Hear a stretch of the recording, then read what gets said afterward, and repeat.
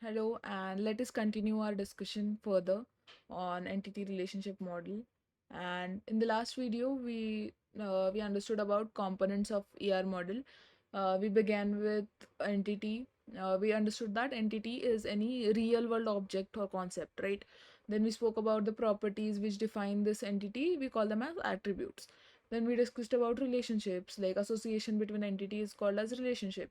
Then we spoke about primary key, which is an attribute used to uniquely identify.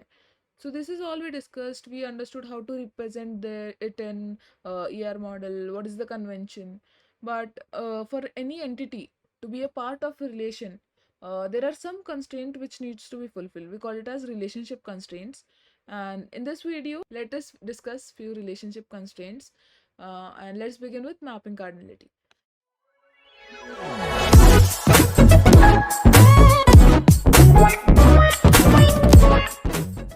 Now, what do you mean by mapping cardinality is, from a entity, there is a particular number of objects which can be related or linked to the other entity.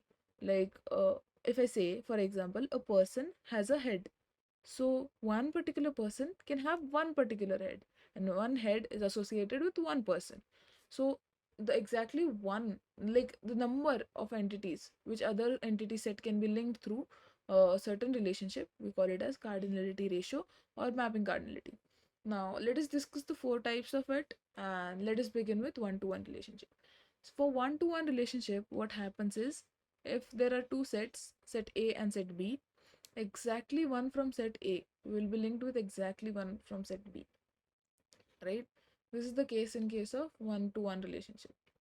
Now, if one, this is the case in case, this is the case for one-to-one mapping cardinality. Now, can you think of example, the one which I said just now? Person has head. Now, similarly, one more example can be a person has one passport. Like the one particular person can have one particular passport, and one passport cannot be associated with multiple people, right? It is associated with only one person. So this is an example of one-to-one cardinality. Let us move ahead and talk about one-to-many. So now what happens in one-to-many is, for example, one student can have many books, but from the other side, if you look, one book can belong to one person only. So from set A, if you look, set A can be associated with many from set B. But from set B, if you see, from set B, it is associated with only one from set A, right? Like this. So this is one-to-many relationship. You can think of many examples. It's better if you think by your own and explore things, because the more you explore, the more you understand, right? Let us move ahead and talk about many-to-one relationship. Now, the example to consider here is, many students are enrolled in one class. So if you look from students' point of view, many students are part of one class. But if you see from class view, one class contains many students.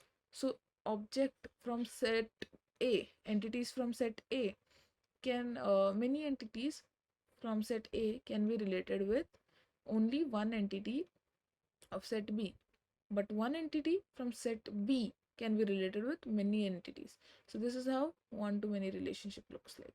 Okay. So let us move ahead and talk about many-to-many relationship. So in many-to-many relationship, both sides, it is multiple entities enrolled in that relationship. Like many students are enrolled in many courses.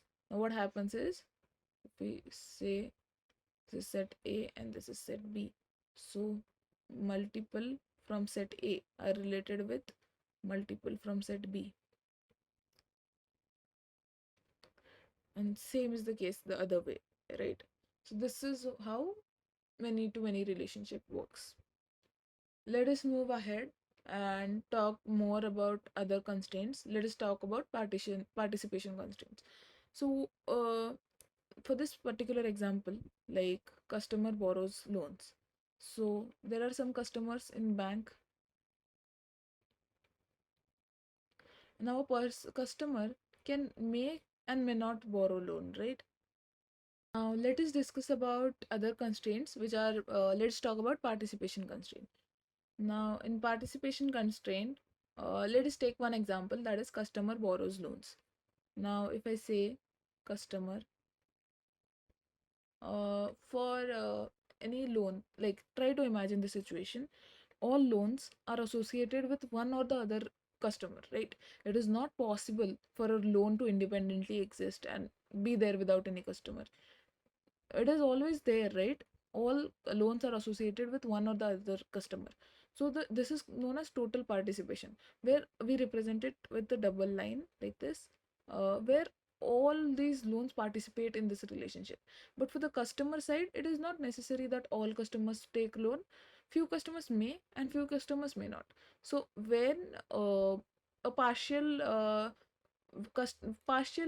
entities from this set participate in the relationship, we represent it with a thin line, a single line, and we call it as partial participation.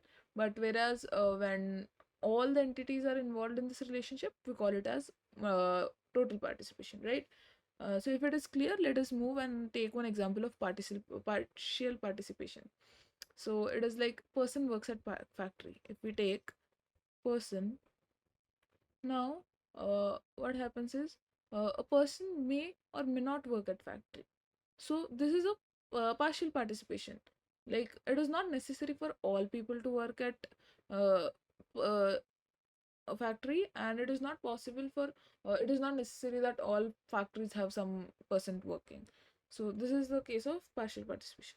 So I think this is it for the video, and let us discuss about more features of AR model in the next upcoming videos, and we'll be trying drawing few examples, real world problems. So that's it. Keep learning, keep practicing, and let's meet in another.